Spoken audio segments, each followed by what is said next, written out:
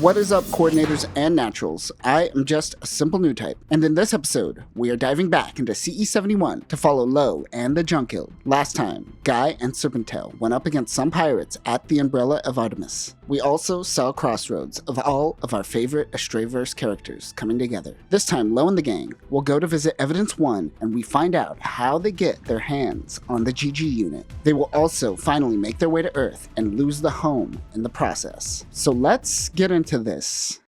Lowe, Liam, and Kisato are in the plants currently eating some hot pot. They helped out Zaft with the situation. Zaft didn't pay them, but they did give Lowe a passport. This grants them temporary access inside of the plants under supervision. As Lowe starts to get fuel, the professor calls them. She informs the team that there are a lot of job offers on Earth for them. Lowe, at this point, has never stepped foot on Earth, but there is still much for them to do out here in space. We flash back to 2 days ago.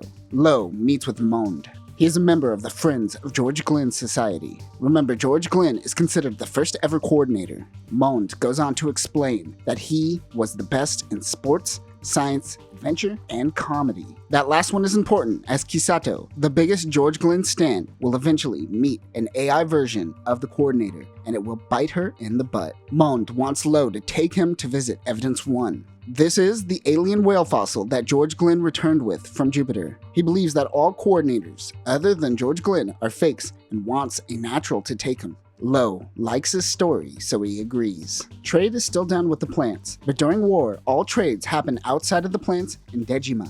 I wonder if all plant immigrants have to also go through Dejima first before going into the plants. Regardless, the professor and 8 stay on Dejima while they head to Aprilius 1. One thing I learned is that the plants are set to remain at a subtropical level. Conveniently, that is also Japan's climate. They go to visit Evidence 1. They are all taken aback by how big the fossil is. A giant whale with wings, truly an angel.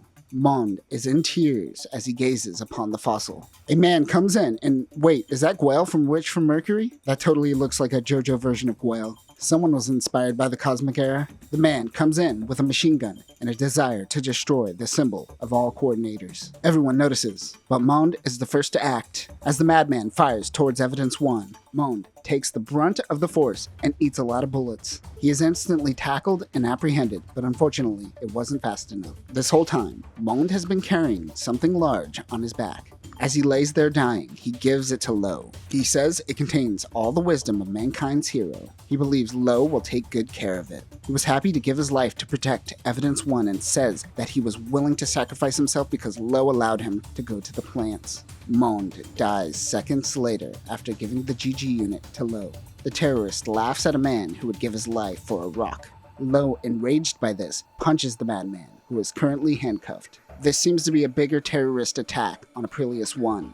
Lowe and the gang head back to Dejima, and Lowe gets in the red frame. Everything is fixed and good to go. He launches and meets up with an MA2 Mobius team. Following closely is a Drake-class ship. I don't think we ever discussed the Drake-class. The Drake-class is one of 3 main ships by EA and Omni Enforcer during the First Alliance Plant War. The Nelson-class and the Agamemnon-class ship are bigger battleships, while the Drake is a light cruiser designed to protect the bigger ships. These things have relatively weak armor and can't keep up with later CE71 mobile suits. It doesn't even have a hangar, and mobile armors and mobile suits are attached to the outside of the ship. It has 3 75mm Vulcan cannons, a torpedo launcher, and either 10 or 12 tube missile launchers. It also has a positron reflector. Many of the EA ships outside of the Archangel are pretty forgettable during this First Alliance Plant War. Zaft's Nazca class always stood out to me more. What are your thoughts on EA ships during the First War?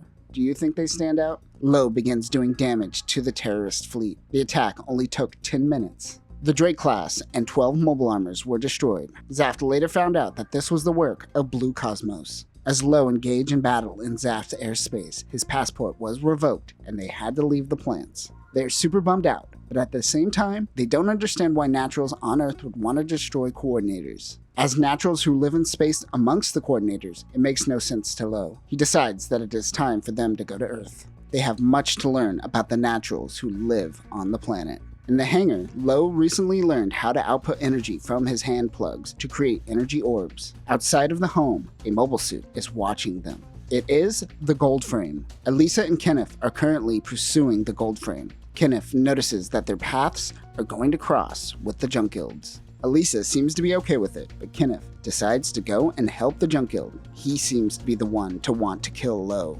Currently, Lowe and the team are working on destroying a piece of junk that is entering the Earth's atmosphere. They are trying to keep the debris in one piece if possible. As they are getting to work, Lowe notices something and gets a weird feeling in his stomach. He goes out to investigate, even though Liam tells him to stop messing around. This mirrors the attack in the original Astray manga. An unknown pilot begins attacking Lowe. He doesn't have his beam rifle currently, so the Home launches his beam rifle in a piece of debris. Lowe uses his new energy beam move to attack the gold frame, but he is pushed into Earth's atmosphere.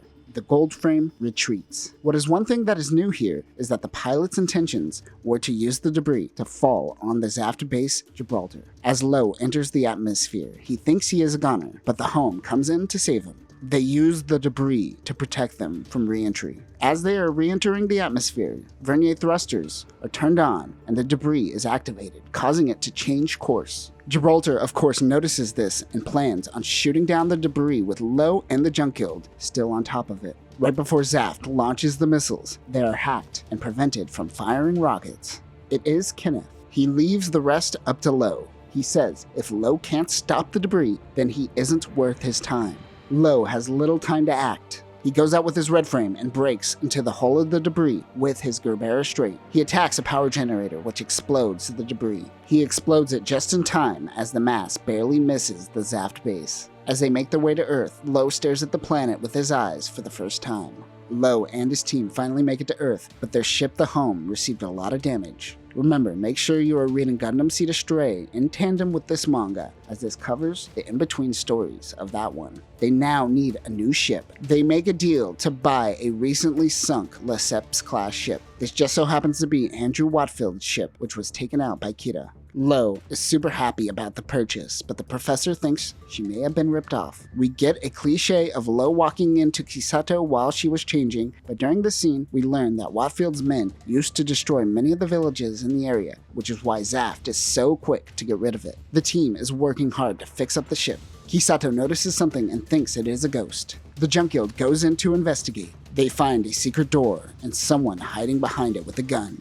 Lowe tries to get him to lower his weapon. It just so happens to be Martin DaCosta. DaCosta is a Watfield loyalist and will be a member of the Eternal and the Three Ships Alliance. DaCosta introduces himself to the team. He says that there is no way that someone could fix this ship. He has tried everything, but Lowe says that he can make it happen. Martin finds him weird. DaCosta tells them that there is something very important on board this ship that he wants to bring back to Zaft, but can't do so unless the ship is moving. He says he is tired of fighting and creating new enemies. The professor gives him a cup of coffee, and DaCosta is instantly able to name the blend of the bean. He says he knows a guy that won't shut up about coffee. DaCosta and the Junk Guild work together to fix up the Lesseps. While this is happening, a Blue Cosmos group is watching over the ship. They send a message to the Junk Guild members suggesting that they kill themselves before firing their missiles. Savage. DaCosta says he will go out alone since he is the only Zaft member and doesn't want anyone to get involved. But that is when Lowe says, nah, these guys are jerks. I will take care of this. As he goes in to attack, the Blue Cosmos team launches their missiles. They aren't going to be able to dodge them and their armor isn't strong enough. They turn on the Lesseps. It uses a scale system to make the craft hover. Apparently, it liquefies everything underneath it and allows it to float. Lowe and the Red Frame start jumping up and down on the piece of debris. This causes the debris to lift up and shield them from the missiles. Not really sure how that works, but yeah, I'll go with it. The Blue Cosmos team runs away. The Junk Guild gives DaCosta a truck to drive out to Gibraltar, which isn't far from there. He says that meeting Lowe makes him truly believe that the war is a mistake. Lowe says that if there are more people who think just like him, this war will come to an end soon. And that will do it for this episode. A lot of what we covered here is just icing on the cake that is the original Astray manga, with new things thrown in here and there. Lowe and the team made it to Earth, but the Home is no more.